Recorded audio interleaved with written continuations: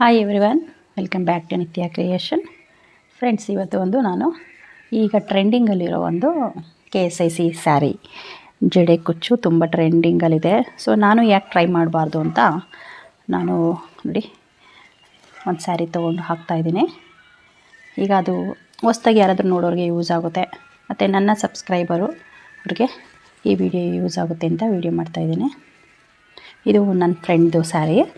ಈ ಡಿಸೈನ್ ಹಾಕೋಣ ಅಂತಲೇ ಈ ಸ್ಯಾರಿ ಕಲೆಕ್ಟ್ ಮಾಡ್ಕೊಂಡಿದ್ದೀನಿ. ಅವರು ಬೇಬಿ ಕುಚ್ಚು ಹಾಕ್ಸಿದ್ದಾರೆ. ಈ ಥರ ಇರುತ್ತೆ KSIC ಸ್ಯಾರಿಲಿ ಈ ಥರ ಥ್ರೆಡ್ ಹಾಗೆ ಇರುತ್ತೆ, ಎರಡು ಸೈಡು ಹಾಗೆ ಇರುತ್ತೆ. ಇದು ಎರಡು ಅಂದರೆ ಒಂದು ಸೈಡು ಇಲ್ಲಿ ವರ್ಕ್, ಇದು ಎಂಬ್ರಾಯ್ಡ್ರಿ ವರ್ಕಲ್ಲಿ ಇದು KSIC ಅಂತ ಇರುತ್ತೆ ನೋಡಿ, ನೇಮ್ ಇರುತ್ತೆ. ಇದು ಪ್ಯೂರ್ ಮೈಸೂರು ಸಿಲ್ಕ್ ಸ್ಯಾರಿ ಅಂತ ಇದು ಹೆಸರಿದೆ ನೋಡಿ. ಸ್ವಲ್ಪ ಕ್ಲೀನಾಗಿ ಎಕ್ಸ್ಪ್ಲೈನ್ ಮಾಡಿ ಹೇಳ್ತೀನಿ ಇದು ಹೇಗೆ ಹಾಕೋದು ಅಂತ. ನೋಡಿ, ಇದು ಸುಮಾರು 1.5 ಇಂಚಷ್ಟು ಥ್ರೆಡ್ ಇರುತ್ತೆ, ಹಾಗೆ ಬಿಟ್ಟಿರ್ತಾರೆ. ಕೆಲವರು ಇಲ್ಲಿ ಕುಚ್ಚು ಹಾಕ್ಸಿದ್ರೆ ಇದನ್ನು ಕಟ್ ಮಾಡಿಸ್ತಾರೆ. ಯಾಕೆಂದರೆ ಯಾವ ಥರ ಬೇರೆ ಥರ ಕುಚ್ಚೇನಾದರೂ ಹಾಕ್ಸಿದ್ರೆ ಇಲ್ಲಿ ಇದಕ್ಕೆ ಥ್ರೆಡ್ಗೆಲ್ಲ ಈ ಥರ ಇಟ್ಕೊಂಡು ಅದು ಸಿಕ್ಕಾಕೊಂಡ್ಬಿಡುತ್ತೆ ಸ್ವಲ್ಪ. ಸೊ ಹಾಗಾಗಿ ಎಲ್ಲ ಒಂಥರ ಆಗಿಬಿಡುತ್ತೆ ಅಂತಂದೇಳಿ ಸೊ ಕೆಲವರು ಕಟ್ ಮಾಡಿಸ್ತಾರೆ. ಪಲ್ಲು ಸೈಡ್ ಇರೋ ಥ್ರೆಡ್ನ ಕಟ್ ಮಾಡಿಸಿ ಜಿಗ್ಜ್ಯಾಗ್ ಮಾಡಿಸಿ ಕುಚ್ಚು ಹಾಕಿಸ್ತಾರೆ. ಕೆಲವರು ಇಲ್ಲ, ಇದು ಹೀಗೆ ಇರಬೇಕು ಅಂತ ಹೀಗೇನು ಬಿಡಿಸ್ತಾರೆ. ಇವರು ಎರಡೂ ಸೈಡು ಹಾಗೆ ಇದೆ, ಇಲ್ಲೂ ಹಾಗೆ ಇದೆ ನೋಡಿ. ಇದು ಥ್ರೆಡ್ ಇದೆಯಲ್ವಾ ನೋಡಿ, ಅಡ್ಡ ಒಂದು ಥ್ರೆಡ್ ಇದೆ, ಮತ್ತು ಲೆಂತಿಯಾಗಿ ಹೀಗೆ ಉದ್ದುದ್ದವಾಗಿ ಥ್ರೆಡ್ ಇದೆ. ಈ ಉದ್ದ ಥ್ರೆಡ್ ಇರೋದ ಹಾಗೆ ಬಿಡಬೇಕು. ಈ ಅಡ್ಡ ಇದೆಯಲ್ವ ಥ್ರೆಡ್ಡು,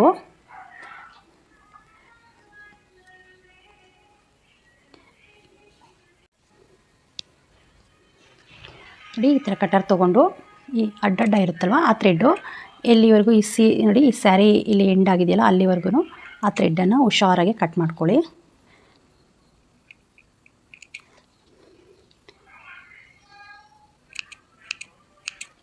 ಬಟ್ ಇದು ಸ್ವಲ್ಪ ರಿಸ್ಕಿ ಇರುತ್ತೆ, ಅಂದರೆ ಈ ಥ್ರೆಡ್ಡನ್ನು ರಿಮೂವ್ ಮಾಡೋದಿದೆಯಲ್ಲ ಅದು ಸ್ವಲ್ಪ ಕಷ್ಟ. ಸೊ ಹಾಗಾಗಿ ನೀವು ನೋಡಿ ಈ ಎಡ್ಜಲ್ಲೂ ಸಹ ಕಟ್ ಮಾಡ್ಕೋಬೇಕು. ನೀವು ಎಡ್ಜಲ್ಲಿ ಕಟ್ ಮಾಡಿಕೊಂಡು ರಿಮೂವ್ ಮಾಡಿಕೊಂಡ್ರೆ ಸ್ವಲ್ಪನೇ ಕಟ್ ಮಾಡಿಕೊಂಡು ಸ್ವಲ್ಪನೇ ರಿಮೂವ್ ಮಾಡ್ಕೊಳ್ಳಿ ಥ್ರೆಡ್ಡನ್ನು. ಅದು ತುಂಬ ತಿನ್ನಾಗಿದೆ ನೋಡಿ, ಅಡ್ಡ ಇರೋ ಥ್ರೆಡ್ಡು ತುಂಬ ತಿನ್ನಾಗಿದೆ. ಸೊ ಲೆಂತಿಯಾಗಿದೆಯಲ್ಲ, ಉದ್ದುದ್ದ ಇದೆಯಲ್ಲ ಅದು ಬೇಡ.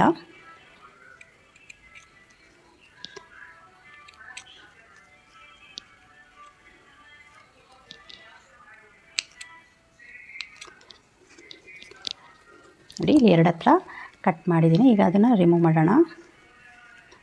ಮಧ್ಯದಲ್ಲಿ ಥರ ತೆಗೆದುಬಿಟ್ಟು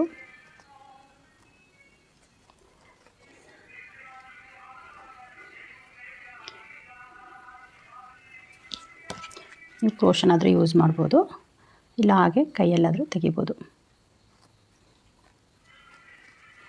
ತುಂಬ ತಿನ್ನಾಗಿದೆ ಅದು.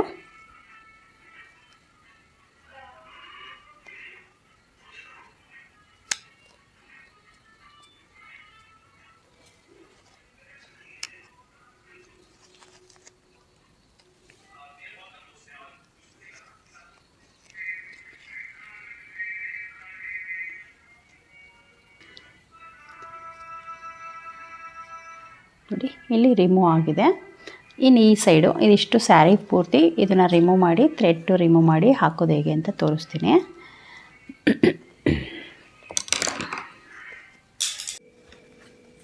ಫ್ರೆಂಡ್ಸ್ ನೋಡಿ, ಇದೆಲ್ಲ ಥ್ರೆಡ್ ತೆಗೆದಾದ್ಮೇಲೆ ನೀವು ಒಂದು ಸಲ ಈ ಥರ ಬೆಳಕಿಗೆ ಅಥವಾ ಲೈಟ್ಗೆ, ಮನೇಲಿ ಟ್ಯೂಬ್ಲೈಟ್ ಎಲ್ಲಾದರೂ ಇರುತ್ತಲ್ವ, ನೈಟ್ ಟೈಮ್ ಕಟ್ಬೇಕಾದ್ರೆ ಬೆಳಕಿಗೆ ಈ ಥರ ನೀವು ಸ್ಯಾರಿನ ಮೇಲೆ ಕೆತ್ತಿಡಿದ್ರೆ ಅದು ನಮಗೆ ಥ್ರೆಡ್ ಎಲ್ಲಾದರೂ ತುಂಬ ತಿನ್ನಾಗಿರುತ್ತಲ್ವ, ಅದು ಥ್ರೆಡ್ ಇದ್ದರೆ ಕಾಣಿಸುತ್ತೆ ನಮಗೆ. ನೋಡಿ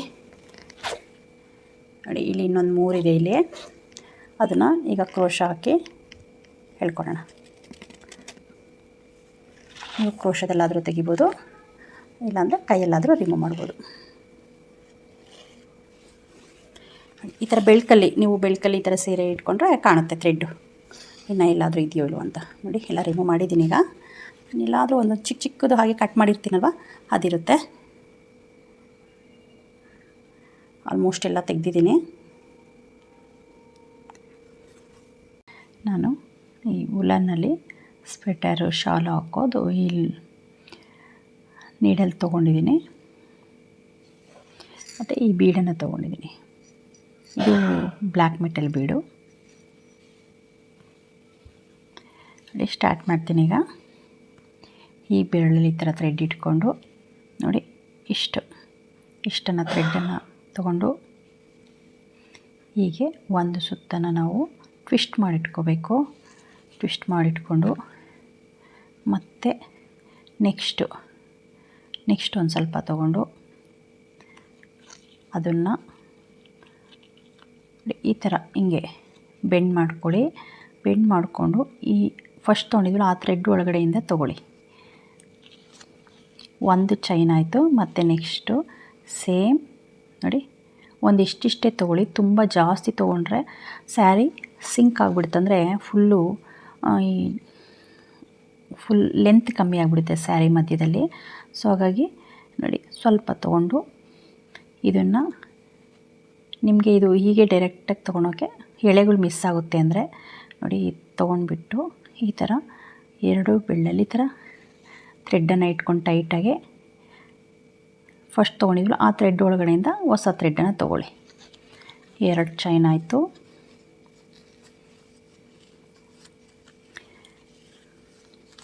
ಒಂದು 2 ಚೈನು 3 ಚೈನ್ ಹಾಕೋವರೆಗೂ ಸ್ವಲ್ಪ ನಿಮಗೆ ಅದು ಕನ್ಫ್ಯೂಸ್ ಆಗುತ್ತೆ. ಮತ್ತು ಸೇಮ್ ನೋಡಿ ಸೇಮ್ ಮತ್ತೆ ಇದೇ ಥರ ನಿಮಗೆ ಆ ಥರ ಗ್ರಿಪ್ ಸಿಗಲ್ಲ ಅಂದರೆ ಈ ಥರ ಥ್ರೆಡ್ಡನ್ನು ತೊಗೊಂಡ್ಮೇಲೆ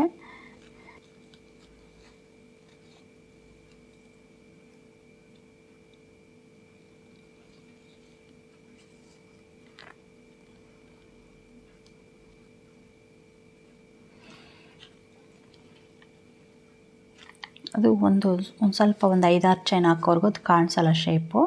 ಮತ್ತು ನೆಕ್ಸ್ಟು ಸೇಮ್ ತೊಗೊಂಡು ಈ ಥರ ಇಟ್ಕೊಂಡು ಟೈಟಾಗಿ ನೆಕ್ಸ್ಟು ಹಳೆಯ ಥ್ರೆಡ್ಡಲ್ಲಿ ಒಳಗಡೆಯಿಂದ ಇನ್ಸರ್ಟ್ ಮಾಡಬೇಕು. ಸ್ವಲ್ಪ ಕೇರ್ಫುಲ್ಲಾಗಿ ಹಾಕಿ, ಏಕೆಂದರೆ ಇದು ಎಳೆಗಳು ತುಂಬ ಸೆನ್ಸಿಟಿವ್ ಇರುತ್ತೆ.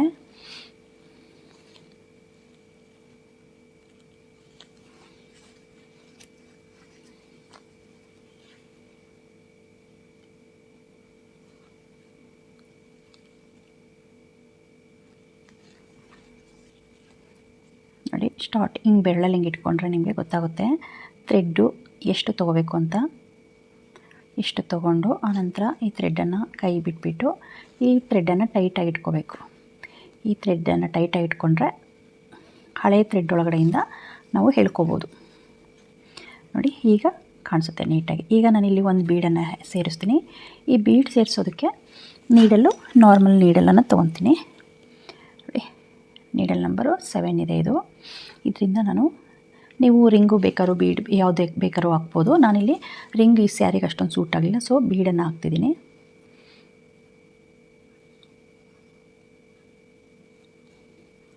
ನೋಡಿ ಬೀಡನ್ನು ತೊಗೊಂಡು ಮತ್ತು ಆ ನೀಡಲ್ ರಿಮೂವ್ ಮಾಡಿ ಉಲನ್ ನೀಡಲ್ನ ಹಾಕಿ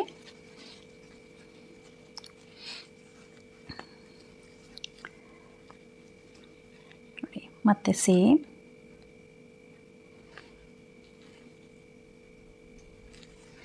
ನೀವು ಈ ಮ್ಯಾಟು ಬ್ಯಾಗು ಹಾಕ್ತಿರಲ್ಲ ಆ ಕ್ರೋಶ ಬೇಕಾದ್ರೆ ಯೂಸ್ ಮಾಡ್ಬೋದು. ಬಟ್ ಅದು ಸ್ವಲ್ಪ ಚಿಕ್ಕದು ಅನ್ಸಿದ್ರೆ ನೀವು ಈ ಥರದ್ದು ಸ್ವಲ್ಪ ದೊಡ್ಡ ಸೈಜ್ ಇದು ತೊಗೊಳ್ಳಿ.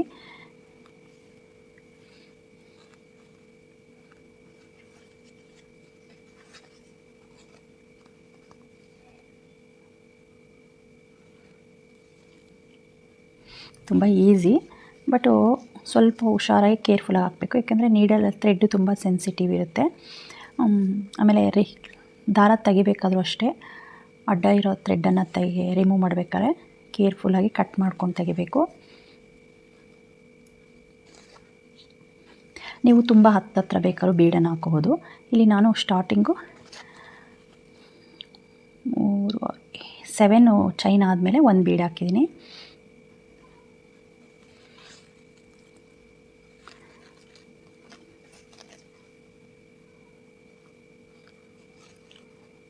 ಮತ್ತು ಸೇಮ್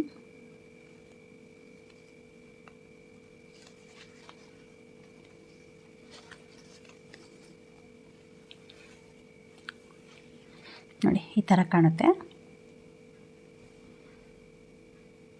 5 ಆಗಿದೆ. ಇನ್ನು 2 ಚೈನ್ ಆದಮೇಲೆ ನಾನಿಲ್ಲೊಂದು ಬೀಡನ್ನು ಸೇರಿಸ್ಕೊತೀನಿ.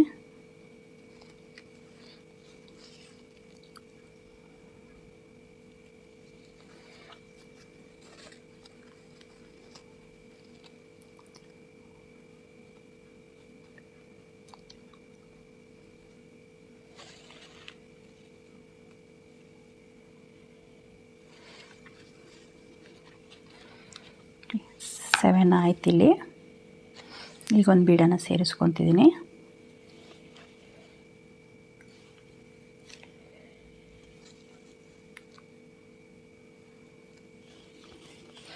ಬೀಡು ಸ್ವಲ್ಪ ಹೋಲ್ ದೊಡ್ಡದು ಇರೋದು ತೊಗೊಂಡ್ರೆ ಬೆಟರು. ಕ್ರಿಸ್ಟಲ್ಲು ಹಾಕ್ಬೋದು, ಬಿಗ್ ಸೈಜ್ ಕ್ರಿಸ್ಟಲ್ಲೂ. ಫ್ರೆಂಡ್ಸ್, ಇದು ಕಂಪ್ಲೀಟ್ ಆಯಿತು ನೋಡಿರಿ. ತುಂಬ ಚೆನ್ನಾಗಿ ಬಂದಿದೆ. ನಾನು ರೌಂಡ್ ಬೀಡ್ ಹಾಕಿದ್ದೀನಿ. ಫ್ರೆಂಡ್ಸ್, ಇದು ಕಂಪ್ಲೀಟ್ ಆಯಿತು ನೋಡಿ. ತುಂಬ ಚೆನ್ನಾಗಿ ಬಂದಿದೆ ನೋಡಿ. ಇದು ಸ್ಟಾರ್ಟಿಂಗ್ ಏನು ಮಾಡಿದ್ವಿ, ಎಂಡ್ ಮಾಡೋದು ಹೇಗೆ ಅಂತ. ಇದನ್ನು ನಾವು ಹೀಗೆ ಬಿಟ್ಟರೆ ಅದು ಬಿಚ್ಕೊಂಡು ಹೋಗ್ತಾ ಇರುತ್ತೆ. ಚೈನ್ ಅಲ್ವಾ ಇದು. ಸೊ ಹಾಗಾಗಿ ಲಾಸ್ಟಿಗೆ ನಾನು ಇಲ್ಲೊಂದು ಬೀಡ್ ಹಾಕಿದ್ದೀನಿ. ಈ ಬೀಡ್ ಹಾಕಿರೋ ಇದಕ್ಕೆ ನೋಡಿ ಈ ಥರ ಸೂಜಿ ಮತ್ತು ಸೇಮ್ ಕಲರ್ ಥ್ರೆಡ್ ತೊಗೊಂಡು, ಕಾಟನ್ ಥ್ರೆಡ್ ತೊಗೊಂಡು ಈ ಥರ ಸ್ಟಿಚ್ ಮಾಡಲೇಬೇಕು, ಇಲ್ಲಾಂದರೆ ಅದು ಬಿಚ್ಕೊಂಡು ಹೋಗ್ತಿರುತ್ತೆ.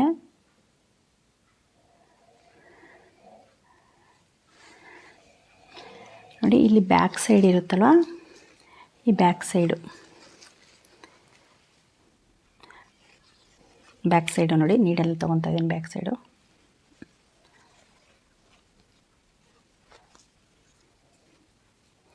ಈ ಬ್ಯಾಕ್ ಸೈಡ್ಗೆ ಇಲ್ಲಿ ಡೌನಿಗೆ ಬಂದಿದೆಯಲ್ವ, ಕೆಳಮುಖ ಬಂದಿರುತ್ತಲ್ಲ ಥ್ರೆಡ್ಡು, ಅಲ್ಲಿಗೆ ಒಂದು ಸ್ಟಿಚ್ ಹಾಕ್ಕೊಳ್ಳೋಣ. ಈ ಥರ ಲೂಸಾಗಿ ಹಾಕ್ಕೊಳ್ಳಿ, ಎಳಿಬೇಡಿ ಟೈಟಾಗೆ.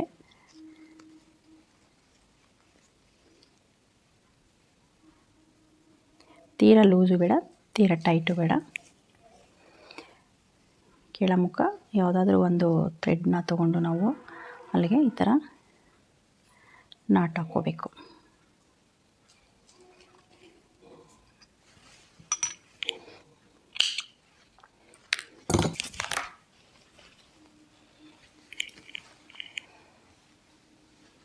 ತುಂಬ ಚೆನ್ನಾಗಿ ಬಂದಿದೆ.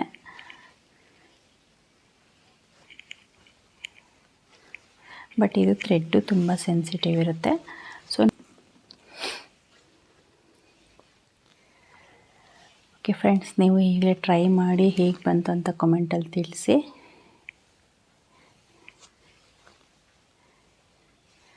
ಹೊಸದಾಗಿ ಯಾರಾದರೂ ವೀಡಿಯೋ ನೋಡ್ತಿದ್ರೆ ಈಗಲೇ ನನ್ನ ಚಾನಲ್ನ ಸಬ್ಸ್ಕ್ರೈಬ್ ಮಾಡಿಕೊಂಡು ಹೊಸ ವೀಡಿಯೋಗಳ ನೋಟಿಫಿಕೇಷನ್ಗೋಸ್ಕರ ಆಲ್ ಬೆಲ್ ಐಕಾನ್ ಪ್ರೆಸ್ ಮಾಡಿ. ಹಾಗೆ ಒಂದು ಲೈಕ್ ಮಾಡಿ. ಹಾಗೆ ಯಾರಿಗಾದರೂ ಈ ವಿಡಿಯೋ ಇಷ್ಟ ಆದರೆ ಲೈಕ್ ಆ್ಯಂಡ್ ಶೇರ್ ಮಾಡಿ. ಓಕೆ ಫ್ರೆಂಡ್ಸ್, ನೆಕ್ಸ್ಟ್ ವಿಡಿಯೋದಲ್ಲಿ ಮತ್ತೆ ಸಿಗೋಣ. ಬಾಯ್.